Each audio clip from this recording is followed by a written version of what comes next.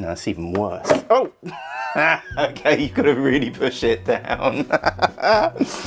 Hello, welcome back to the channel where we try new things to make your family happy, and the thing I'm trying today is to put this Eket, IKEA Eket cabinet, it's like a floating shelf, floating cabinet, up on the wall next to my daughter's bed, and I'm using an Eket suspension rail to do that. And it's another IKEA DIY follow along. I'm not a DIY expert and I'm doing this for the first time, so you can follow along and hopefully avoid the mistakes that I make. And you know, these videos go down so well with with some people, so let's do some more. You can follow along and we'll get this up to the wall. This is actually part of my daughter's bedroom makeover. You can see it's going very well. I'm hoping to have that on a playlist down in the description if you want to see what it looked like before. But we're kind of sort of doing it with both kids' bedrooms, really, that there's more stuff coming out. If I get this cabinet up, there's just one job off the list. I'm gonna put the camera up here. It's not the greatest shots, but hopefully you'll get to see how this goes. So I'll just put a light here. Right, the first thing we need to do is to put a template on the wall. I know roughly where we want to put it, and it's going to be about here, so that the drawers under the bed, which is an IKEA bed, which I've put up on another video, I put that together, and I'm going to put this cabinet alongside. So I think that's roughly where it's going to go. I should measure it out, but this bed moves as well, so I'm just going to do it by eye. I'm going to half-ass this just for the placement. I know the height is probably the most important thing. And with the cabinet, the Eket cabinet, IKEA gave us this diagram, but on the back it's actually a template. And there are some, can you see there are like 2 holes there, drill holes. So if I've read the instructions properly, which I always do, I've got to tape this up on the wall, but I've got to make this, obviously I've got to make this really level. Okay, it turns out that paper, flimsy glossy paper, isn't the greatest substance to try and line up next to a spirit level when you are trying to stick it at the same time with some masking tape, but I think this is the best job I can do. Let me take you a bit closer, and you can see there are 2 drill holes on the template. There's like a cross hairs to push the drill into. So I'm now going to line up my drill, which I've got here, and I've got a drill bit that's slightly smaller than the wall plugs I'm going to use. They're called wall plugs in the UK, or just wall plugs or wall anchors. I always use these ones. So if you want to copy this, it says use a 6mm masonry drill bit. Sorry if you're watching in the States, but those are the measurements here in the UK and Europe. I'm using this slightly smaller drill bit. I think it's a 4mm drill bit. So just drill a couple of pilot holes on the template, just so I know where the big proper holes go. Now I can take off the template, and I've got 2 beautiful guide holes that I can now use to just give me a small hole. And I'm lucky because usually parts of the house, the walls are like concrete, so I managed to get a good pilot hole there. I've now got a drill bit, the actual drill bit that I want. So it's a 6mm drill bit that matches the wall anchor, the wall plug. So I'm going to drill bigger holes for the wall plugs. Here's a tip I've just forgotten to do. If I get some masking tape, or usually I use a marker pen, but a tip that I got was to get one of the wall plugs, snap it off like this, and then hold it up against the drill bit like that.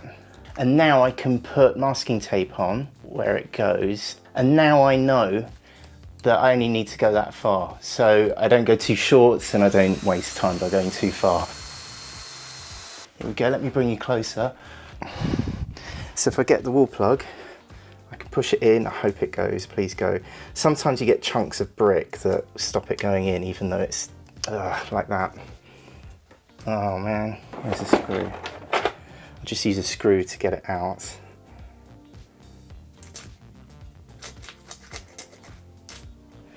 So I'll give it a bit more of a drill. Let's try it now. That'll do, great. And then I get the other one. Try and pull the debris out. There we go. Let's try pushing it in again. Perfect. Great, so I've got the 2 wall anchors in place, the 2 wall plugs. I've got 2 screws. I wish I could tell you what they were, but I've just got a box of them. I love them. Your walls will be different. You'll have different needs for your wall anchoring, but I like using black screws. I think they're for plasterboard. I think you're not supposed to use them for this, but I just love how they look. So I'm going to use these to put the bracket onto the wall, and I think I've got to get 2 of these things to push against the bracket, and I'll put the screw through this hole and onto the bracket to hold it up. So if I hold the bracket up to the wall and then line this up, and it's got some play in it, so it doesn't have to be super precise, which is really helpful. Oh no, it literally doesn't work. It does have to be the outer ring. Oh man. Forget that, there is no play, that's wrong. You absolutely have to use the outside hole, so it does have to be quite precise. So I'm gonna put the screw through the plate and through the outer hole on this bar. Oh, Stella? Yeah? Can you do me a massive favour? Could you get me the IKEA screwdriver? Yeah, the toolbox. I remember where it is. It's in the bathroom from when I was making the video about how to fix the bathroom handle. Here we go, yoink. It's the IKEA Trixie screwdriver, electric screwdriver. I wasn't sure about this, but I've been using it so much, and it's so nice to not have to change over the drill to screwdriver, even though it takes me longer to find the screwdriver. We are going to put this on the wall so that this bar, it's called a suspension rail, and this bar needs to go on the top. So I'll put this in and there, and they line up exactly now. Thank you, templates. We'll just screw this in.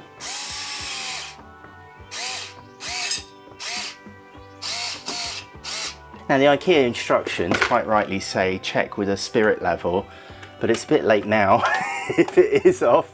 But thankfully my masking tape action did work. So you can see the bubble there is dead center. We are good to go on this suspension rail.